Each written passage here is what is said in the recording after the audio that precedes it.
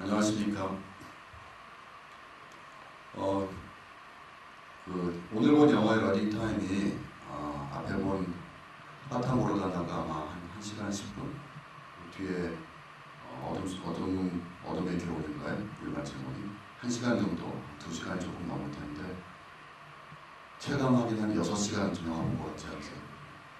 그래서 사실 오늘 베르네 헤어족 특별전 할 때 저한테 한번 헤어족에 대한, 사실 헤어족에 대해서 좀 자신있게 작품 세계 전체를 소개할 만한 분들이 한국에 많지가 않아요. 그래서 헤어족 영화를 전문으로 연구했다거나 헤어족 감독을 가까이에서 같이 일해봤다거나 이런 경험들이 별로 없기 때문에, 또 제가 알기로는 헤어족 감독은 한국에도 한 번도 온 적이 없는 걸로 알고 있는데 부산영화제에 온 적이 없죠 아마. 빈 벤더스 감독은 왔었지만, 그래서 어떻게 보면 또 본인 자신이 굉장히 자신의 이미지 관리에 많은 신경을 쓰는 사람이기도 하고, 그래서 꼭 필요한 자리가 아니면은 공식적인 자리에는 잘 안 나타나는 그런 측면도 있는 분이에요. 사생활 같은 것도 매일에 쌓여있다면 지나친 편이 되겠지만 자신의 영화 감독으로서의 삶, 그리고 한 공인이 아닌 사적인 인간으로서의 삶을 철저하게 분리하는 사람이라는 느낌도 좀 받았어요. 들은 얘기는. 하여튼 이런저런 이유로 해서 저한테까지 순서가 돌아왔어요. 베르네 헤어족 감독에 대해서 얘기를 해달라고. 그래서 저는 티끌만한 좀 인연이 있기 때문에, 그리고 관객으로서 이 사람의 작품을 제가 처음 접한 것이 1976년 그때 옛날 독일문화원에서 지금 여러분과 똑같이 경악을 금치 못하면서 도대체 이 영화를 어찌 해야 좋단 말이냐, 그리고 이 영화를 만든 인간은 도대체 누군가, 이런 수많은 보통 이제 영화를 보면은, 특히 이른바 다큐멘터리라고 주장하는 영화를 보면은 뭔가 의문점을 갖고 있다가 그 영화를 보고 풀리게 되잖아요. 헤어진 영화는 반대로 그냥 왔다가 영화를 보고 나면은 굉장히 많은 질문을 가지고 나가게 되는, 문제는 그 질문을 어디 가서 쓸 데도 없다는 거죠. 그래서 이제 오늘 저는 전체 이 프로그램 중에서 제가 개인적으로 결국에는 좋아하게 됐는데 처음에는 굉장히 당황했지만, 그리고 여러분들도 뭔가 매혹적이고 뭔가 있는 것 같은데 도대체 이걸 어떻게 해석해야 될지, 어떻게 받아들여야 될지 모를 것 같은 두 편의 영화, 바탕 올바나와 어둠의 겨울에 대해서 한번 간이 얘기를 해보려고 했습니다. 근데 아마 30분 이상을 제가 얘기하면 여러분들이 다 기절하실 것 같아요. 지금 굉장히 탈진 상태에 있을 거기 때문에, 정신적으로나 이런 이미지에 거의 광복한 세례를 받았기 때문에, 그래서 나중에라도 혹시 강의 내용 조금이라도 도움이 될까 싶어가지고 제가 강의식으로 핸드아웃을 하나 마련해놨으니까요.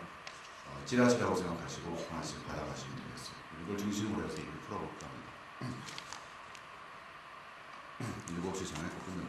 우선 베르네 헤어족 감독은 1942년 9월 운두생이니까 우리나라를 지금 올해가 딱 7순이네요.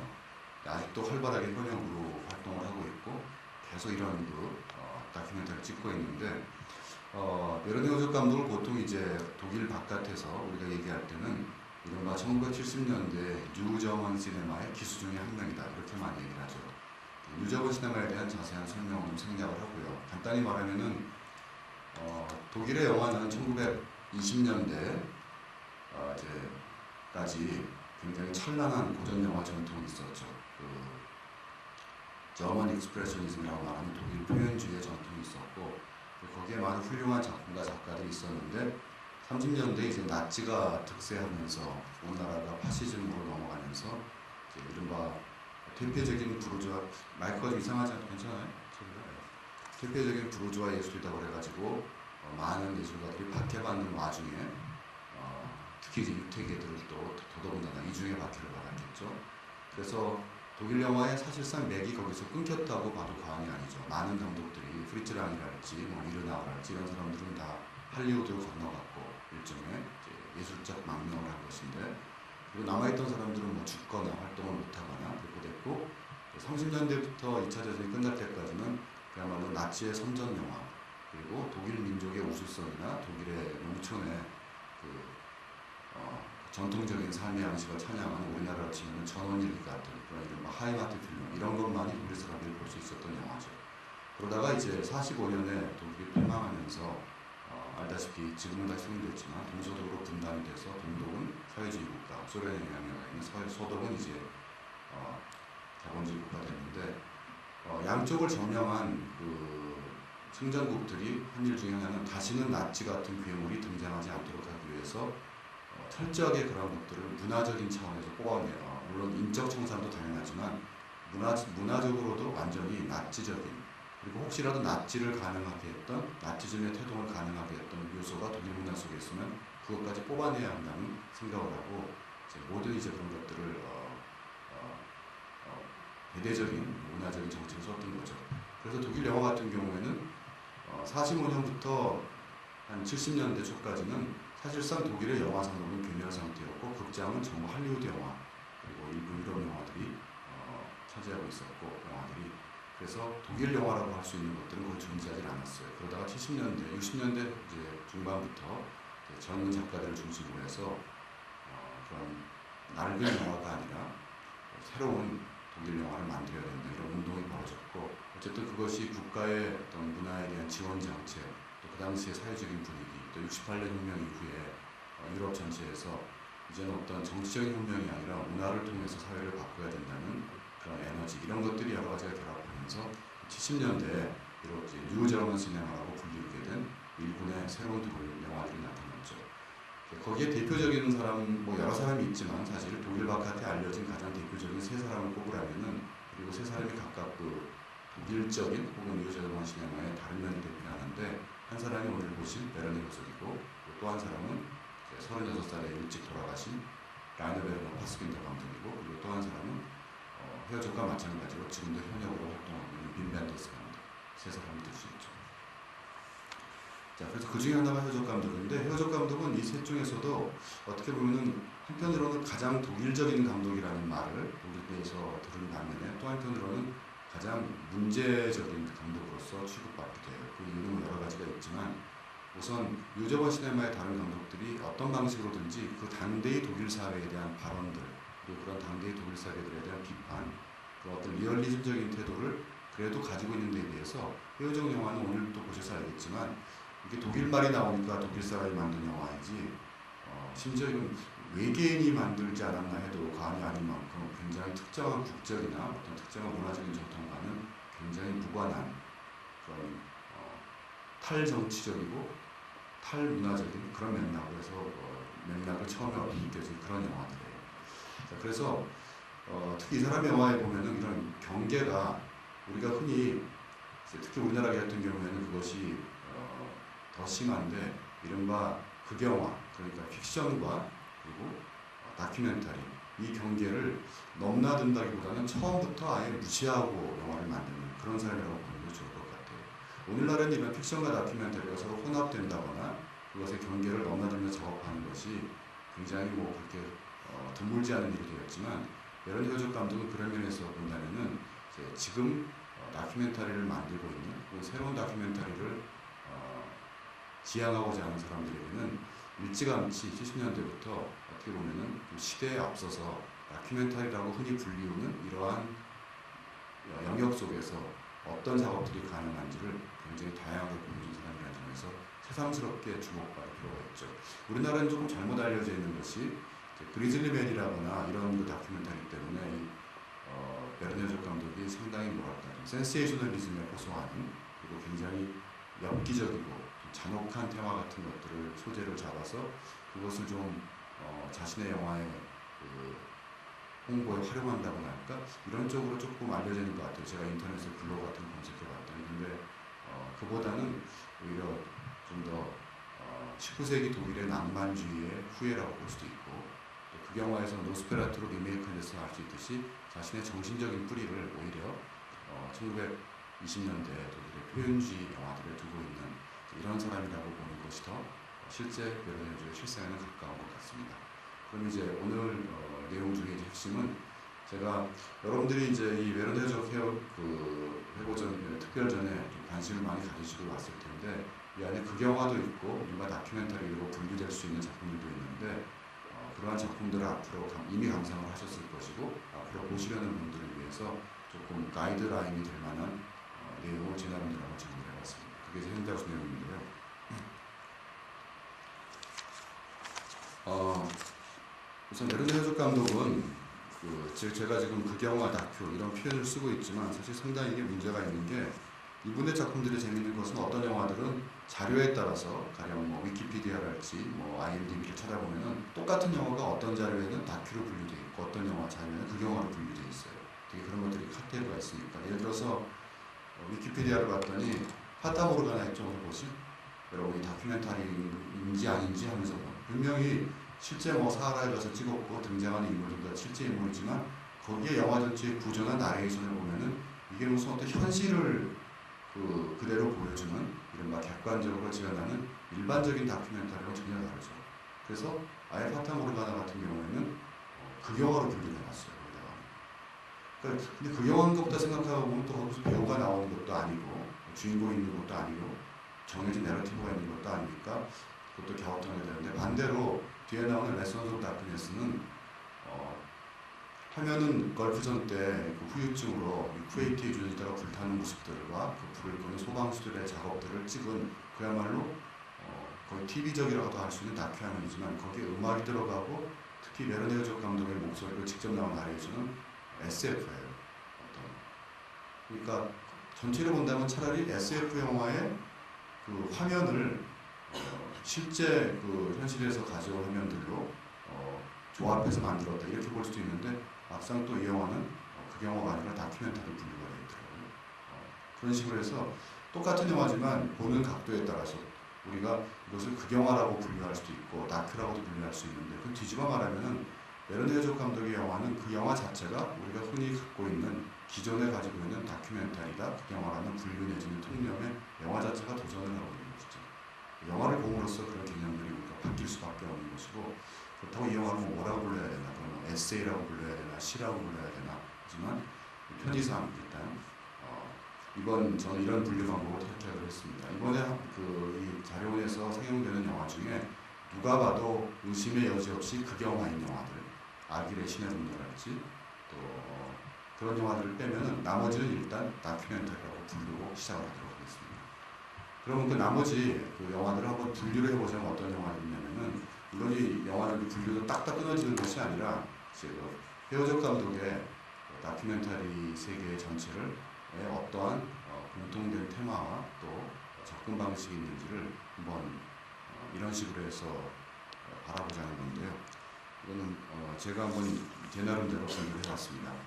우선 첫 번째는 비교적 헤어족 감독의 초기작, 자기가 만들었던 단편 다큐멘터리를 보면 이 사람은 말이라는 것이 갖고 있는 힘에 대해서 굉장히 관심을 가지고 있었던 것 같아요. 그러니까 이제 막 데뷔했을 즈음에 만들었던 하우머치 우드 척척 제목이 되게 이상하죠. 이 말을 우리말로 의역하면은 뜰 앞에 콩깍지는 깐 콩깍지냐 안 깐 콩깍지냐 간장공장 공장장은 강공장장이냐 장공장장이냐 라는 바로 그것과 같은 그 의의를 가진 영어 표현이에요. 그러니까 이 말을 빨리 함으로써 말을 빨리 할 수 있는 연습을 하고 발음을 정확히 하는 그런 어휘인데 이 영화는 이제 그 미국 지방에서 시골에서 경매하는 것을 그리고 있습니다. 경매인들이 말하는 것들을 주로 화면 속에 담고 있죠. 뭐 다른 내용도 있지만 그 다음에 후예 설교 같은 경우에는 굉장히 청중을 휘어잡는 말의 힘을 가지고 있는 뛰어난 설교자인 후이라는 분의 목사죠.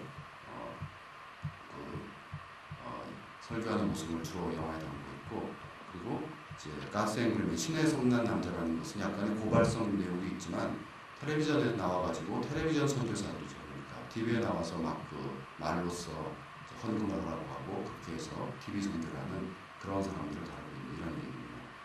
그래서 제가 이제 이번에 베르네 헤르족 특별전에 대한 영상자료원에 소개글이 굉장히 잘 써있는 거 아니에요. 거기 보면은 어떤 표현이 있냐면은 헤어족 그와 그의 영화에 대한 기여를 쓴다는 것은 처음부터 무리한 일이었다. 이렇게 일단 항목선언을 먼저 하고 들어가는데요. 그러고 나서 그 영화를 이해한다는 것이 불가능한 일이었다. 그 다음에 쭉쭉 내려가면은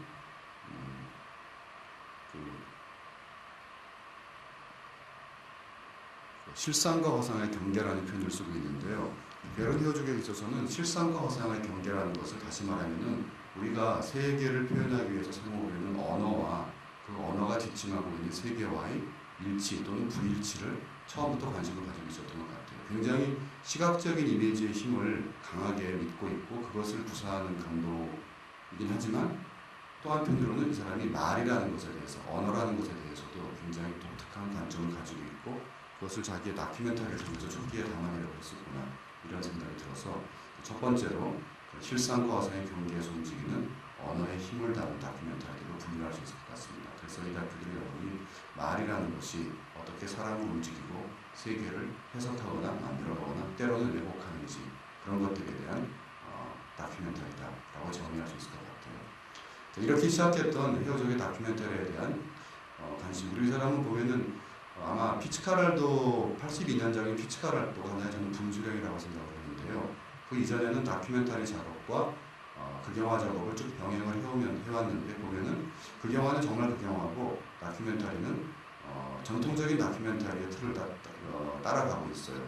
현실을 그대로 쫓아가면서 찍고 거기에 뭐 나레이션이 들어간다거나 그렇지만 이제 그 이후에 그리고 자기의 주된 작업들은 극영화이고 이제 다큐멘터리 일종의 사이드처럼 느껴지는데 피츠카랄도 이후에 80년대 후반 90년대 그리고 2000년대로 넘어오면 오히려 극영화도 물론 계속 작업을 하지만 다큐멘터리가 베르니어 적에게는 더 큰 필모그래피에서 위치를 차지하는 것을 점진적으로 우리가 알아볼 수가 있고 그리고 또 한편으로는 그 다큐멘터리 제가 아까 말씀드린 것처럼 고전적인 픽션과 다큐멘터리의 경계를 무너뜨리는 점점 더 치고 나가는 그런 다큐들이 나온다는 것을 볼 수 있습니다. 그래서 이제 그러한 다큐멘터리의 흐름 중에 하나가 이 사람의 그 장편 영화들을 봐도 아마존 정글의 그 무모하게 도전하는 정복자 아히레랄지 혹은 그 피츠카랄도 같은 경우에는 이제 말 그대로 산으로 배를 끌어올리는 그래서 그 주인공이 나오고 이렇게 자신의 극영화의 주인공들과 같은 사람들을 어쩌면은 실제 현실 속에서 찾아내서 그 사람들에 대한 삶을 다시 한번 다큐멘터리지만 극적으로 만들어내는 이런 다큐멘터리들이 베르니어 감독의 다큐멘터리 중에 상당수를 차지하는 것 같아요. 그래서 이 사람들의 특징을 한마디로 한번 요약을 해본다면은 어떤 사람들이냐면은 불가능한 꿈을 꾸고 있거나 아니면은 재능은 재능이지만 남들이 알아주지 않는 독특한 재능을 가지고 있거나 혹은 자연과 맞서거나 때로는 어떤 주어진 한계 어떤 경우에는 운명에 맞서는 주인공들 이런 사람들이 베르니어 감독의 특히 70년대 80년대의 극영화들 그리고 그 당시와 그 이후에 만들어진 여러 다큐멘터리들의 공통적으로 나타나는 주인공들의 특징인 것 같아요. 거의 어떤 특정한 주인공을 다루고 있고 캐릭터를 다루고 있는 다큐멘터리가 이런 사람들이라고 하는데 우리말로 하면은 한마디로 기인이라고 할 수가 있죠. 그렇지만 그러한 기인들을 단순한 흥미나 호기심의 대상으로 삼는 것이 아니라 묘하게도 헤어적 감독 자신도 어쩌면 그러한 기인으로 취급받는 대표적인 감독 중에 한 명인데 어쩌면은 가장 유일한 기인이라고 할 수 있는 영화 감독인데 왜냐하면은 좀 기인은 영화 감독하기가 힘들거든요.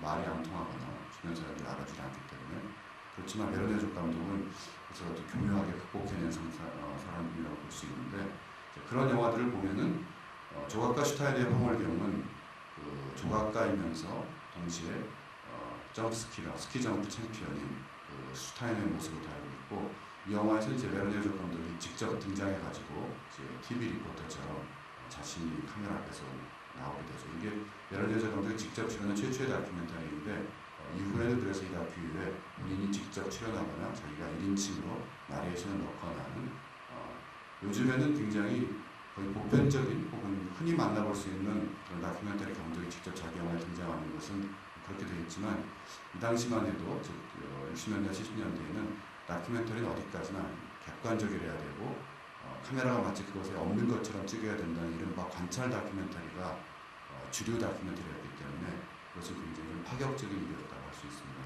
근데 그 헤어적 감독의 영화 속에 나온 인터뷰를 보니까 사실은 제가 하려고 한 게 아니라 그게 원래 텔레비전 그 프로그램으로 방영을 하게 되는 거라서 리포터가 직접 나와야 되는데 감독이 리포터로 나오는 것이 계약 조건이라서 나오게 됐다. 쑥스러웠지만 나오고 싶지 않았죠. 근데 해봤더니 괜찮아서 계속 가게 됐다. 이런 취지의 말을 하고 있습니다. 뒷얘기를 보면 또 우리가 너무 지나치게 확대해서 가는 것 같아요. 그리고 이번에 상영하는 것 중에 가시적으로 빛나는 산은 그 무산소 등정으로 유명한 라이너트 네스너가 등장해서 등산에 대한 얘기를 하고 있고요. 또 라스 프리에르는 화산 폭발을 다루고 있지만 그 화산 폭발이 예고된 선에서 남아있는 떠나지 않고 있는 사람들에 대한 얘기인데 그 사람도 어떻게 본다면 크게 봐서 이러한 자연 내지는 운명과 맞서는 사람들에 대한 헤어적 감독의 관심을 드러낸다고 볼 수 있을 것 같아요. 그 밖에도 이제 하얀 다이아몬드의 비행선을 움직이는 사람이랄지 또 시청각 장애를 가진 침묵과 어둠의 땅의 주인공들 그리고 이번에는 상영을 안 하고 있지만 그리즐리맨에 나온 야생곰과 친하게 지냈던 비극적인 치유를 맡는 그런 사람들이 다 이러한 어쩌면 낭만주의 시대의 19세기에 그림이나 소설에 나왔던 주인공과도 같은 인간이 감히 대적할 수 없는 거대한 자연이나 운명 앞에서 그것과 맞서 싸워나가는 이러한 사람들의 면모를 이 영화 속에서 쳐다볼 수 있을 것 같습니다. 그리고 이제 세 번째는 제가 이제 영어로 앞에 미리 써놔가지고 좀 어렵게 들리겠는데 일종의 유사품 인류학이라고 할 수 있는 혹은 유사품 민족지라고 할 수 있는 그런 영화들인데 베르디오조 감독이 이런 말을 하고 있어요. 베르디오조 구두를 먹다라는 헤어족 감독이 이제 진짜 구두를 먹는 것을 찍어놓은 레스비네프 감독의 단편 다큐멘터리를 보면은 헤어족 감독이 어떤 말을 했냐면은 우리는 적절한 이미지가 없어진 사회에서 살고 있다. 그리고 만약 우리가 적절한 이미지를 찾지 못한다면 그리고 우리 문명이 그것들을 표현할 적절한 언어를 발전시키지 못한다면 우리는 공룡이 그러했듯 멸종할지도 모른다. 굉장히 섬찟한 말이고 이 사람이 이 얘기를 한 것은 1979년이지만 지금의 세상에 더 드러만 얘기인 것 같기도 해요. 우리가 둘러싸여 있는 온갖 시각적 이미지들 이런 것들이 과연 인간의 삶을 더 풍요롭게 하는 것인지 아니면은 인간이 정말 진정한 삶의 모습으로부터 더 멀어지게 하는 것인지 그리고 이 아까 보면은 그래서 이런 말의 존재와 말의 기능에 대한 헤어족 감독의 관심은 또 한편으로는 이런 시각 이미지와 연결되면서 인류가 제대로 된 언어를 특히 시각 이미지 언어를 찾지 못한다면 멸망할지도 모른다. 그래서 자신의 영화 작업은 인류에게 멸망하지 않도록 진정한 시각 언어를 그리고 그런 이미지들을 찾아서 만들어주는 데 있다. 이렇게 주장을 하고 있습니다. 그래서 이러한 이미지들을 뭐 요즘이야 컴퓨터 그래픽으로 모든 것을 만들어내는 세상이지만 베르디오조 감독의 영화들이 어쩌면 다큐멘터리라고 불리워져야 된다는 이유가 있다면 방금 봤던 파타 모르가나나 혹은 어둠의 교훈이 만약에 컴퓨터 그래픽으로 만들어진 이미지라는 것을 우리가 그렇게 생각하고 본다면 전혀 아무런 감흥이 없겠죠. 그러나 저것들이 실제 지구상에서 정말 존재하고 있었던 실제 일어났던 일들을 있는 그대로 찍은 것이라는 최소한의 전제가 있기 때문에 그리고 거기에 감독이 무엇을 덧붙였는지 우리가 동시에 바라보면서 그 이미지가 가지고 있는 압도적인 힘 앞에서 뭔가 일상과는 다른 체험을 하게 되는 것이죠. 그래서 베르디오조 감독은 빈 벤더스 감독이 만든 도쿄가라는 영화를 보면은 중간에 잠깐 헤어족 감독이 나와요. 다큐멘터리에서 그런 재미있는 우연들이 가끔 찍히는데 이 도쿄가라는 영화는 빈 벤더스 감독이 자신이 사부님으로 승왕하는 오즈 야스지로 감독의 자취를 찾아서 동경을 방문해가지고 여기저기 이제 찾아다니면서 찍은 다큐멘터리인데 동경 타워에 올라가는데 그때 마침 일이 있어서 동경에 왔다가 잠깐 도쿄 타워에 올라온 베르디오조 감독과 마주치는 장면이 있어요. 짤막한 씬인데 거기서 헤어족 감독은 어떤 얘기를 하냐면은 자신은 숭고한 이미지를 찾으러 여기 왔다. 그러니까 지구상 어디든지 그리고 가능하다면은 로켓을 타고 우주에라도 올라가서 정말 오염되지 않은 순수한 그리고 인류를 구원할 수 있는 그런 이미지를 찾고 싶다. 이런 얘기를 너무나 진지하게 해서 저희 좀 농담인지 진담인지 알 수가 없을 정도로 얘기를 하는데 한국에 만약에 헤어족 감독이라면 어디를 가고 싶다고 할까? 그리고 만약에 좀 추천을 한다면 어디를 보여줄까? 제가 한번 생각을 해봤는데 종묘를 보여주면 좋을 것 같고요. 그리고 자연한 제주도 산방산이나 이런 데 정도로 가야 그래도 조금 뭔가 보기를 끄덕이지 않을까 생각합니다. 모르죠. 의외로 또 우리가 전혀 생각하지 못했던 서울의 뒷골목 어딘가에서 정말 자신이 생각하는 그런 초월적인 이미지를 찾아낼지도 모르겠다는 생각이 듭니다. 그래서 그렇게 이러한 숭고한 이미지, 그러한 이미지를 찾아다니는 것 자체가 베르니오조 감독에게는 일종의 자신에게 있어서는 단순히 영화를 만든다는 것이 한 편의 작품을 만드는 것 이상의 자기 삶에 있어서의 거룩함 내지는 숭고함을 찾아가는 체험처럼 이 사람은 흔히 기행 내지는 일종의 스캔들처럼 불리고 있는 온갖 이야기를 나오면서 영화를 만들게 되고 그리고 그것을 관객들과 어떻게 보면 공유하고 싶어하는 그런 욕망들이 있는 것 같아요. 그래서 저는 그것을 숭고의 체험에 대한 일종의 현장 기록이다. 그리고 물론 문화인류학자들이 하고자 하는 그런 민족지 작업과는 전혀 다른 측면에서 접근을 하고 있지만 어떻게 본다면은 베르니오조라는 작업은 인간이라는 혹은 인류가 만들어놓은 문화를 대상으로 해서 문화인류학자들이 그것을 기록하고 보존하려는 작업과도 어떤 면에서는 통하는 점이 있지 않나 그런 생각을 합니다. 그래서 이런 것에 해당하는 것이 사실 대부분의 그 정통 문화인류학자들은 베르니오조 감독을 굉장히 싫어해요. 왜냐하면 이 문화인류학자들이 중요하게 생각하는 것은 문화적 맥락, 역사적인 배경 이런 것들인데 헤어적 감독의 영화 속에 등장하는 문화인류학자들이 굉장히 소중하게 생각하는 대상들 여기 나오는 신의 목돈에 나오는 모다리족이랄지 파타모르가나에 등장하는 여러 가지 사하라의 그런 아프리카의 여러 가지 민족들, 부족들에 대해서 베르니오조 감독은 전혀 배경을 설명하지 않고 자기 영화 속에서 하나의 절대적인 이미지로만 사용을 하기 때문에 때로는 그것이 식민주의자의 시각이 아니냐 원주민들의 문화를 그 문화 자체를 보지 않고 미학적인 대상, 구경거리, 하나의 이미지로만 간주하는 것 이런 식의 비판도 받고 있습니다. 그런 비판이 옳은지 안 옳은지는 사람마다 다르겠지만 그런 비판으로부터 또 자유로울 수 없는 것도 사실이에요. 그렇죠. 헤어적 감독의 인터뷰 보면은 나는 그냥 사실을 객관적으로 기록하는 그런 다큐멘터리를 만들려는 것이 아니라 내가 찍는 것은 영화이다. 경우에 따라서 내가 표현하고 싶은 것을 위해서 연출도 불사하고 또 경우에 따라서는 뒤쪽에 있는 사람들이 그 헤어적 감독의 영화에서 다큐멘터리에 배경에 등장하거나 어떤 군중들이 등장하는 경우가 사실은 알고 보면은 진짜 그때 그 자리에 평상시 일상생활 하는 사람들이 아니라 그 이미지를 위해서 감독이 돈 주고 고용한 엑스트라인 경우들이 있어요. 그래서 진실과 허구의 분별하는 것도 굉장히 애매한 것이죠. 자, 그래서 그런 면으로 본다면은 이른바 문화인류학이나 그런 그 다큐멘터리의 객관성을 주장하는 사람들이 볼 때는 헤어적의 다큐멘터리는 도덕적으로도 문제가 있고 다큐멘터리의 어떤 그 법칙과도 위배하는 것이지만 헤어적 감독은 그런 것에 대해서 개의치 않고 계속 밀고 나가는 그런 감독입니다. 그래서 이번에 상영한 영화 중에서 이렇게 우리나라 텔레비전 방송국이 만약에 똑같은 소재를 다룬다면 아마 아마존의 눈물이나 그런 식의 영화가 나왔을 소재를 헤어적 감독 특유의 시각으로 바라보는 그런 작품들이 아프리카의 유목민족을 다룬 보다기 신의 목동, 또 러시아사의 사람들의 그런 영적 생활을 다룬 시면으로부터의 종소리, 그리고 달라이라마가 등장을 하고 또 그런 불교 의식을 다루고 있는 시간의 바퀴, 그리고 조금 다르지만 잊혀진 꿈의 동굴도 그런 부분도 들어갈 수 있을 것 같아요. 말 그대로 초월적이고 숭고한 이미지를 찾으러 떠난 감독의 여정 자체가 그 영화입니다. 그런 영화입니다. 잊혀진 꿈의 동굴은 내일 한 번 상영했죠.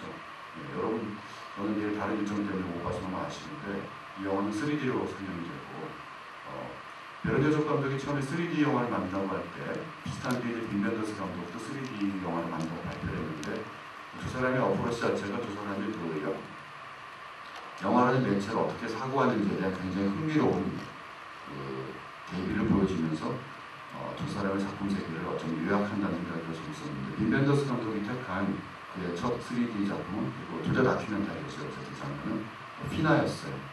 피나 가우시에 대한 다큐멘터리. 그러니까 춤을 소재로 한 다큐멘터리죠.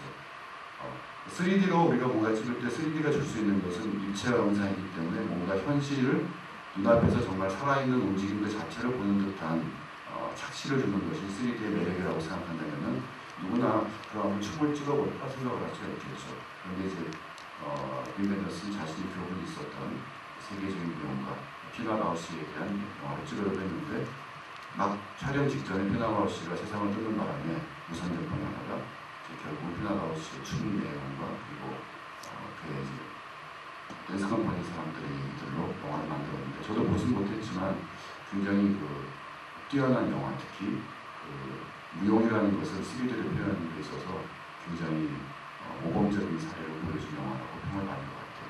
반면에 베르네르족 감독은 비슷한 때 역시 이 사람도 영화를 찍겠다고 발표했는데 그 3D 영화는 바로 여러분이 내일 보시게 될 잊혀진 꿈의 동굴이에요. 그런데 이 영화는 보통 우리가 3D 그러면은 어떤 컴퓨터 그래픽을 통해서 만들어내는 그런 환상의 세계, 저는 아바타로 보여줬던 그런 거라든지 아니면 빈벤더스처럼 춤을 찍거나 이렇게 뭔가 좀 아니면 스포츠를 찍거나 뭐 공연을 찍거나 하는 뭔가 다이나믹하고 입체적이고 그 자체가 다음에 눈앞에서 생생하게 벌어지는 실시간으로 이런 거를 찍고 싶어 할 텐데 이 사람은 엉뚱하게 동굴벽화를 찍겠다고 나온 거예요. 다들 미쳤다고 그랬죠.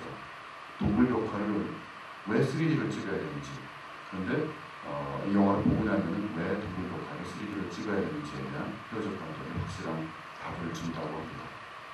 제 말 너무 묻지 마세요. 저도 아직 안 봤기 때문에 여러분 보시면 참고하실 것인데 어쨌든 프랑스의 쇼베 지방에서 발견된 지금까지 알려진 것 중에는 가장 오래된 동굴벽화, 비교적 최근에 발견된 거라고 하는데요. 그 사실을 알고 베르네르 감독이 촬영 허가를 얻어서 거기에 들어가서 3D를 찍겠다.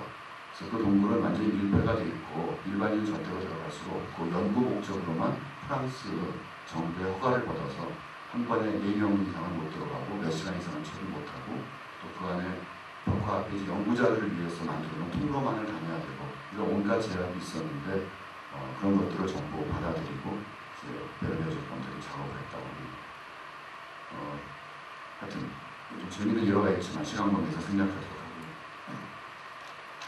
그렇게 해서 이와 같이 그러한 표적 감독이 찾고 있는 적절한 이미지 그 자체이면서 적절한 이미지 찾아가는 여정이 녹아있는 영화가 되겠고 그 다음에 이제 그러한 모든 것들의 하나의 저는 원형이라고 생각하는 것이 바로 오늘 본 두편 영화인데요.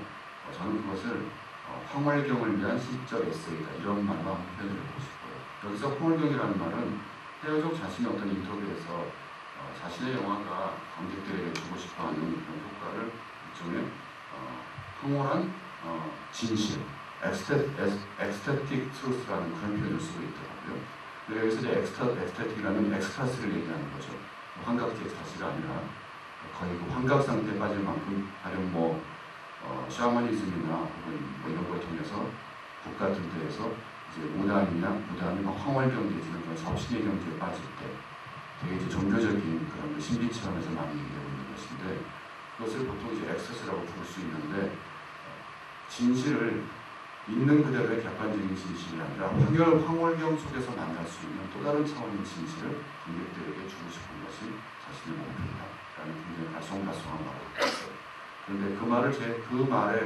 그러한 말이 만약에 가능하다면 그런 것이 거기에 가장 의도를 보거나 결과를 보거나 근접한 것이 파타모르가나나 어둠의 교훈의 경우라고 생각합니다.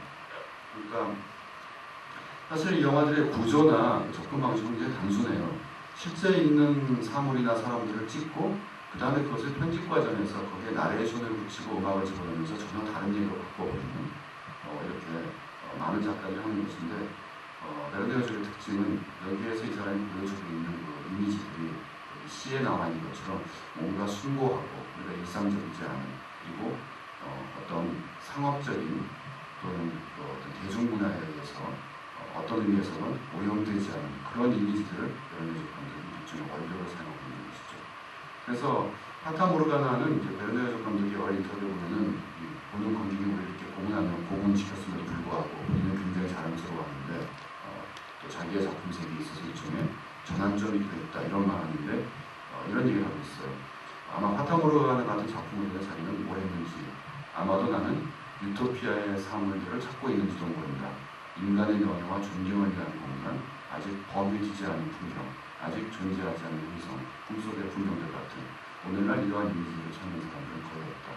자기는 계속 그런 이미지를 찾는다는 것이죠. 그래서 파타모르가나는 주로 사하라 사막 일대를 중심으로 해서 그런 서구인들 또 우리 같은 사람들의 굉장히 낯선 아프리카의 여러 이미지들을 보여주고 있고 어둠의 교훈은 얼핏 저는 우리가 아시다시피 쿠웨이트 유전지대를 이라크, 당시에 사담 후세인이 통치하던 시절인데 이라크가 이제 침공했다가 영미 불 그리고 연합군에 의해서 격퇴됐던 그런 사건인데 이제 그때 이란 이라크와의 전쟁 때문에 그랬던 것이죠.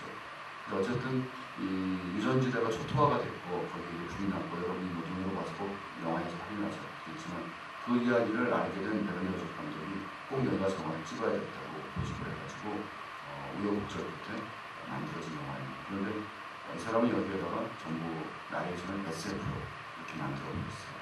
실제 존재하지 않는 어떤 이야기를 가지고 그리고 요번에 상영하는 데 또 들어가 있는 영화 중에 거친 천국 너머 The Blood 미국플레이언더 야영야영다든가 이것도 요번에 상영이 되죠. 거친 천국 너머 이 세 편의 영화가 거의 3부작처럼 비슷한 방법론을 취하고 있습니다. 이 거친 천국 너머 같은 경우는 이것도 역시 이야기의 줄거리는 SF의 형식을 취하고 있는데 보여주는 화면들은 나사가 가지고 있는 우주선에서의 그 기록 화면이랄지 여러 가지 그런 이미지들을 사용하고 있죠. 이렇게 크게 봐서 언어에 대한 것, 그 다음에 불가능한 꿈을 꾸고 거대한 무엇인가에 맞서는 주인공들, 혹은 뭔가 숭고한 이미지가 있는 그런 현장을 찾아가는 것에 대한 기록들, 그리고 그런 모든 것들을 뛰어넘는 황홀경원이라는 시적 에세이, 이렇게 저는 크게 4개의 흐름으로 헤어질 감독의 다큐멘터리를 이번 영화 특별히 선생님의 것들을 분리해봤는데요. 여러분들이 만약에 영화들을 보시면 또 여러분 나름대로 다른 분류도 가능한 것 같아요. 여기에 덧붙여서 헤어질 감독은 자기의 영화만큼이나 본인 자신도 굉장히 삶이 독특하고 이 사람에 대한 자료는 언제나 정말 기행들을 많이 한 사람이에요. 몇몇 대표적인 것들, 널리 알려진 것만 얘기해보자면은 난자이가 쏘아올린 작은 공이 아니라 난장이도 작게 시작했다. 제가 지금 실언을 했지만 100% 실언은 아닙니다. 제가 어떤 지인한테 들은 얘기인데 그 당시에 1970년대 중반에 독일문화원에는 당시에 이렇게 좀 소설을 쓰려는 분들, 또 젊은 영화 지망생들 이런 사람들이 많이 들락거렸는데 그 중에 어떤 분이 난장이도 작게 시작했던 영화를 보고 이거 제가 들은 얘기니까 정확하진 않아요. 그때 그 소설 쓰시던 조세희 선생님께 이런 영화 어떤 독일문화에서 이상한 영화를 봤는데 제목이 난장이도 작게 시작했다 라는 제목을 들으시고 제목에서 뭔가 영감을 받아서 난장이도 쏘아올린 작은 공이라는 작품이 탄생했다는 있거나 말거나 본인께 확인 못하는 말이 있습니다. 근데 조금 연관이 있을 것 같아요. 근데 어쨌든 난장이가 쏘아올린 작은 공이 아니라 난장이가 작기 시작했다를 찍는 동안에 굉장히 사고가 많았대요. 배우들이 뭐 다치고 현장에 뭐 불도 나고 그래서 감독이 내가 이 영화가 무사히 끝나면 여러분을 즐겁게 하기 위해서 선인장에 몸을 던지겠다 라고 약속을 하고 정말 끝나니까 선인장에 몸을 던졌어요. 그래서 아직도 베르니어조 감독의 무릎에는 그때 박힌 가시가 2개가 박혀 있어요. 인터뷰에 보면 본인의 말이니까 믿어야 되겠죠. 자연스럽게 지금도 가끔 비 오는 날이면 쑤신다. 그렇지만 견딜만하다. 이렇게 인터뷰를 하는데 또 그런 것도 있고 이 파타 모르가나도 그 당시 아프리카 몇 개의 그 국가들을 돌아다니면서 찍었는데 여러 곳에서 좀 나라들이 내전 상태였대요. 북경지가 이제 불안하고 그래서 촬영허가 내지 입국 허가를 받아야만 들어갈 수 있는데 그냥 헤어족 특유의 그 깡다구로 무시하고 가서 찍자 일단 가보자 해서 잘 되다가 한 나라에서 체포당했어요. 일당이 아니라 촬영팀이 4명이었다는데 사운드 기사 자기 그리고 이제 제작부하고 촬영팀인데 근데 그래서 몇 달인가 그 감옥에 있다가 나왔는데 이 사람들이 풀려나지 못했던 건 첫째는 이 촬영 허가를 안 갖고 있었지만 촬영 감독의 이름이 하필이면은 그 나라에 지명수배되고 있는 그 용병 대장하고 이름이 비슷했대요. 스펠링. 그래서 인간이 아니라는 게 확인될 때까지 풀어줄 수 없다. 그래서 뭐 있었기도 하고 그리고 본인 이런 것이 이제 외부적인 조건 때문에 생긴 일종의 기행이라면은 본인이 스스로 자초한 기행이 있는데 그중 가장 유명한 것은 이 파타 모르가나에서 처음에 보면은 나레이션이 굉장히 이렇게 나이든 그 할머니 목소리 같은 말이 막 나오죠. 파타 모르가나 설명으로 넘어가야겠는데 이 파타 모르가나는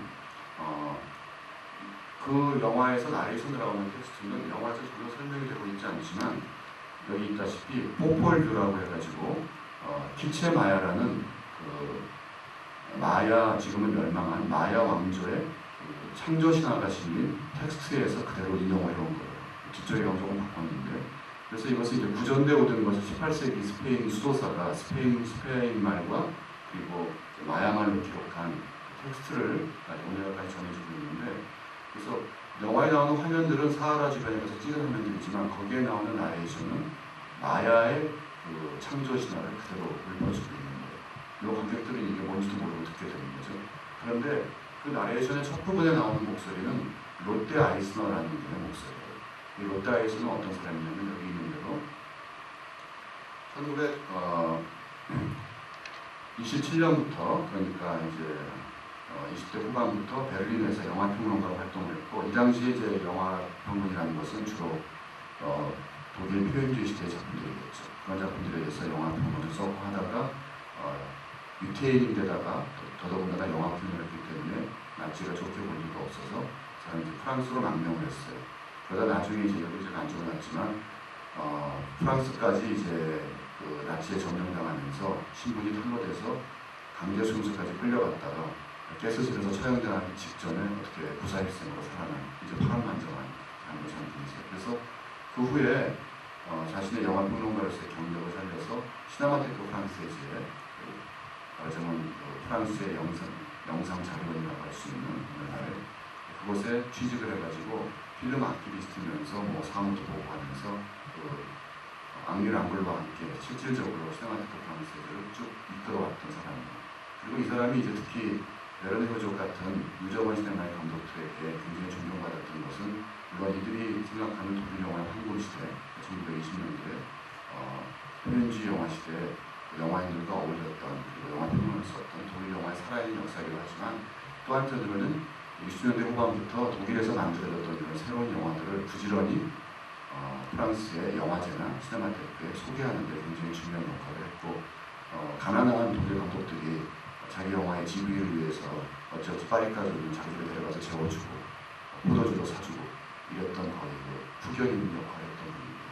그래서 베르네 헤르조그 감독도 사실 나쁘게 얘기하면은 이분한테 잘 돼가지고 자기 영화가 좀 칸에도 나가고 프랑스에서도 떴으면 좋겠다고 해서 아우했다고 할 말이 없지만 또 그런 게 한 5% 정도 들어갈 수도 있겠지만 헤르조그 감독이 롯데 아이스너 이분을 굉장히 존경을 했는데 그래서 이 파타 모르가나에서 이분의 목소리를 꼭 쓰고 싶다 해서 부탁을 해서 이제 목소리 출연을 하신 거죠.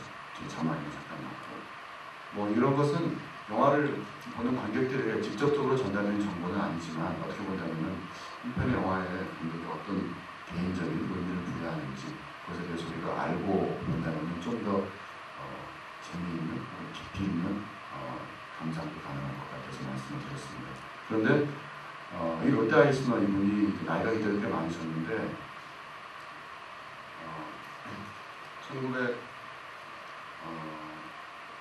1974년에 그러니까 우리 연세로 본다면 몇 살이 되나요? 78세, 거의 80세 다 되셔가지고 파리에 계시는 은퇴해서 파리에 계셨는데 병에 걸렸어요. 굉장히 심각한 심장병인가 어쨌든. 그래서 이제 거의 뭐 몇 달 못 살 것 같다. 거의 이렇게 시한부 인생 판정이 내려졌다는 소식을 미넨에서 들은 거예요. 베르네 헤르조그 감독이. 그래서 베르네 헤르조그 감독이 자기 마음대로 정했어요. 내가 걸어서 지금부터 미넨에서 파리까지 내가 걸어서 도보 여행을 하면은 그분이 살아난다. 누가 가서 준 것도 아닌데 자기가 그냥 그렇게 정했어요. 그리고 그날로 즉시집을 싸가지고 도보 여행을 시작을 했어요. 아무것도 안 가지고 호텔에서 자지도 않고 노숙하면서. 그래서 900km인가를 미넨에서 파리까지를 거의 한 달 가까이 걸어가지고 파리에 도착했더니 정말 이분이 병이 나은 거예요. 그 사람이. 또 믿어지지가 않죠. 하여튼 베르네 헤르조그 감독은 좀 이런 사람인데 그래서 그 다음에 이제 헤르조그 감독의 영화를 보면 헤르조그 감독이 그리고 몇 년 후에 아직 롯데 아이스너 씨가 살아계실 때 한 인터뷰를 했는데 그때가 돌아가시 다시 병을 얻어가지고 이제 굉장히 쇠약해질 때 헤르조그 감독이 또 웃지도 않는 소리예요. 이제는 돌아가셔도 됩니다. 제가 허락합니다. 좀 더 돌아가셨어요. 뭐 하여튼 좀 이런 감독인데 이런 이런 식의 어떤 그 헤어족 감독을 둘러싼 전설이랄까 에피소드는 무수하게 많은데, 그래서 헤어족 감독 심지어 제가 자료를 봤더니 지금은 할리우드에 LA에 살고 있는데 하루는 자기 집 앞에서 지나가던 차가 뒤집혀가지고 그 안에 사는 사람이, 그 안 차에 탔던 사람이 거의 죽기 직전이라 간신히 구출했는데, 구출하고 보니까 그 사람이 요아킨 피닉스였대요. 분이시니까 하여튼 여러 가지로 우연에 있어서도 뭔가 필연을 만들어내는 사람인 것 같습니다. 자, 그럼 한 10분 내로 끊으려야겠는데, 이렇게 헤어족 감독에 대한 무수한 얘기들을 보면은 물론 그것도 거짓말이 아니고 또 본인이 그만큼 위험을 감수하면서도 화산 폭발 직전에 섬에 들어간다거나 아마존 정글에 들어간다거나 이런 식의 영화를 위해서 어떠한 어려움도 불사하는 모습을 보여준 그런 불굴의 의지와 이런 것도 있지만, 또 한편으로는 자신의 영화를 만들어 나가기 위해서 어떤 영화에서 그런 말을 해요. 베르니어즈 구두를 먹다가 바로 그런 영화인데, 이 영화는 이번에 상영은 안 되지만 DVD로 나와 있으니까 여러분 보세요. 이거는 왜 구두를 먹었냐면은 헤어족 감독이 버클리 대학에 잠시 개원 교수 비슷하게 와 있을 때 70년대 학생 중에 에롤 모리스라는 학생이 있었는데, 굉장히 재능이 뛰어난데 맨날 불평만 하는 거예요. 돈이 없으면 못 찍겠다, 못 찍겠다 그러니까 헤어족 감독은 돈이 없으면은 꾸든지 훔치든지 하면 되고, 카메라가 없으면 카메라도 빌려다가 안 갖다 주면 되는 거고, 실제로 이 사람은 미넨 영화학교에 들어가서 카메라를 훔쳐가지고 그 카메라로 영화를 찍은 사람이에요. 학생도 아니면서. 헤어족이 됐으니 헤어족이니까 미넨 영화학교에서 그냥 놔두고 있겠죠, 아직까지. 그래서 그 훔친 카메라로 첫 영화 11편을 찍었대요. 35mm 아이플에서 들고 나와가지고. 그런데 에롤 모리스한테 그래서 그렇게 얘기를 한 거예요. 네가 만약에 장편 영화를 완성시키면 내가 와서 축하하는 의미에서 구두를 먹겠다. 그리고 7, 8년이 흘렀는데 에롤 모리스한테 정보가 왔어요. 완성했다, 와서 구두를 먹어라. 먹겠다. 그래가지고 비행기 타고 버클리까지 와서 버클리 강당에서 학생들을 모아놓고, 이때 이미 이제 베르니어즈 감독이 꽤 유명한 감독이 됐을 테니까요. 학생들을 모아놓고 그 앞에서 자기가 구두도 그냥 구두가 아니라 에롤 모리스에게 약속을 했던 날 신었던 그 구두, 그걸 가지고 와서 삶아서 가위를 잘라먹는 그런 퍼포먼스를 했는데, 이유는 뭐냐면 이 영화가 독립 다큐멘터리라 아직 배급이 안 되었기 때문에 나름대로 유명한 감독인 자기가 와서 기행을 저질러서 그게 더 알려지면 이 배급에 도움이 되지 않을까. 그리고 더 중요한 거는 자기는 비겁한 게 질색이라서 한번 약속하면 지켜야 됩니다. 이렇게 굉장히 흥미로운 다큐멘터리예요. 그러니까 이 사람의 모든 기행은 어떻게 보면 기행을 위한 기행이 아니라 철저하게 계산된 영화를 위해서, 때로는 자기의 영화를 위해서, 때로는 남의 영화를 위해서, 그렇게 해서 어떻게 보면 역설적으로 이 사람은 대중문화의 피해를 얘기하고 TV를 굉장히 공격하지만 또 그런 것들을 굉장히 잘 미디어를 이용할 줄 아는 사람이 돼요. 자, 그래서 파타 모르가나에 대한 설명은 제가 아까 말씀드린 대로 마야 청조서사, SF적인 것, 외계인의 기행 같은 그런 느낌들을 이 영화를 요약할 수 있는 것 같고, 음악은 보면은 진짜 유명한 락밴드 블라인드 페이스부터 레나드 코헨의 노래까지 이렇게 빵빵한 노래들이 나오고 있는데, 요즘 같으면 아마 비싸서 못 쓸 것 같은데 그 당시는 허술했던 것 같아요. 이런 것들을 활용해 주는데, 그리고 이제 어둠의 교훈은 클래식 음악을 쓰고 있죠. 하여튼 보면은 정말 음악에 대해서는 어떤 인터뷰에서 나만큼 영화의 음악을 열심히 고민하는 사람은 없을 거라고 자칭하기도 하는데, 이 어둠의 교훈 음악에서 정말 잘난 척하는구나라는 생각이 들 정도로 그림도 말로 할 거 없이 막 총동원하는. 근데 그게 또 화면과 잘 맞아 떨어지니까 제가 볼 수 있겠죠. 자, 이 정도가 이제 현대화의 내용인데, 보너스가 일단 좀 쑥스럽지만 여러분 중에 베르니어즈 감독을 만나본 사람은 아무도 없을 것 같아가지고, 혹시 계세요? 베르니어즈 감독을 직접 만나봤다. 저는 이분을 2번 만나봤어요. 만났다기 좀 쑥스럽고 이렇게 가까이서 쳐다본 정도인데, 대화라고 해봐요. Hi, how are you? Nice to see you. 그럼 바빠서 이게 다였지만, 언제였냐면은 헤어족 감독의 이제 영화를 보고 이렇게 여러 가지 얘기를 듣다 보면은 좀 무섭잖아요, 사실. 여러분 선뜻 만나기가 좀 어려울 것 같지 않아요? 굉장히 막 무슨 수도사처럼 근엄하거나 아니면은 게릴라 전사처럼 막 파이팅에 차있거나, 본인도 인터뷰할 때 이렇게 확 점잖게 앉아가지고 내가 원래 좀 다이어트 찍었죠 막 이러면서, 그런 아기레 찍을 때 클라우스 킨스키가 온갖 욕을 나한테 퍼부었지만 묵묵히 듣고만 있었죠. 딱 한 번만 빼고 이런 식으로 얘기하는데, 좀 젊은 시절의 그런 모습을 봐도 왠지 그런 현대 사람 같지 않은 중세에서 갑자기 현대로 떨어진 것 같은 그런 느낌이 들고 해서 좀 궁금했어요. 근데 2000년에 미국의 콜로라도 산골에서 하는 텔루라이드 영화제라는 게 있는데 이번에 상영하는 그 나의 친애하는 적 그 영화에 보면은 클라우스 킨스키하고 그 베르네 헤르조그이 텔루라이드 영화제에 가서 자기들이 막 홍보기처럼 찍은 것도 나오고 하는데 되게 조그만 영화제이고 영화제인데 지금도 하고 있어요. 내년 8월 말에. 그런데 굉장히 많은 유럽의 감독들이 거의 이렇게 그 영화제의 자문위원 자격으로 매년 와요. 그래서 이 영화제는 일반에게는 거의 알려지지 않고 또 가려고 하면 돈도 많이 들고 하는 그러니까 우리나라의 대부분의 영화제처럼 어떤 그 대중들을 상대로 한 영화제가 아니라 극소수의 영화인들과 그 다음에 돈이 많이 들고 시간이 있게 주더라도 거기에 가서 기어이 관객을 영화를 보고 싶다는 극소수의 관객들이다. 그런 영화제. 그 교통편도 따로 없어가지고 영화제가 4일 동안 하는데 영화제 전날 LA에서 전세 비행기가 뜨면은 거기에 관객들이 다 타고 와요. 끝나면은 그리고 전세 비행기 타고 다 와요. 또 그런 식인데 그 영화제에 그 임권택 감독님의 춘향전이 초청이 됐고 그의 칸에서 소개됐던 2000년에 그리고 이제 임권택 감독님이 평생 공로상을 받게 돼가지고 가는데 제가 이제 통역으로 따라갔어요. 영화제에서.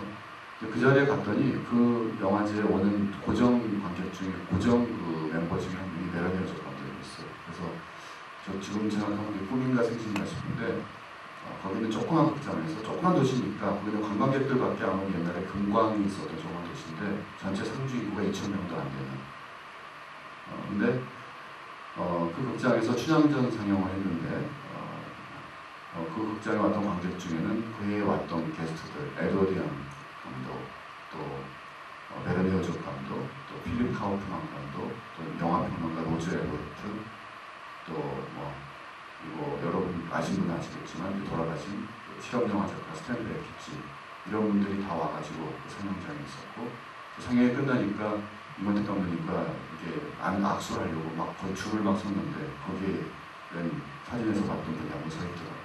베르네 헤르조그 감독. 그래서 감독님 옆에서 통역하면서 아주 가까이서 봤는데 인상은 키가 굉장히 커요. 진짜 2m 80 넘는 것 같고 이때는 이제 나이가 들었기 60이 넘었기 때문에 다큐멘터리 보면 나오듯이 좀 나이가 벗겨져 있고 이제 말하는 거에 좀 온화하고 평상시에 제가 받은 느낌은 그렇게 무슨 영화 감독 같지가 않더라고요. 그냥 동네 철물점 아저씨 그런 느낌?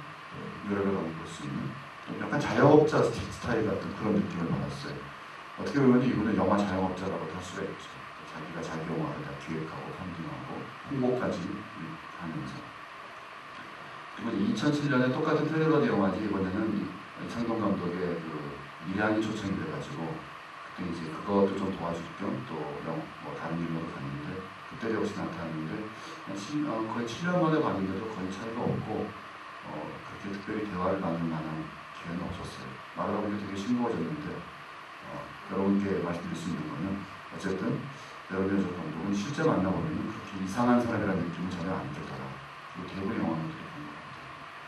예, 저와 헤르조그 감독이 인연은 만남은 두 번이었지만 처음으로 제가 독일 영화를 접했던 70년대 후반, 중후반에 게테 인스티튜트 그러니까 그 독일 문화원에서 난장인도 잡기 시작했다고 할지 아기레를 봤고 특히 아기레는 70년대 영화 청년들한테는 굉장히 많은 충격과 그리고 영향을 주었던 영화 중에 하나예요.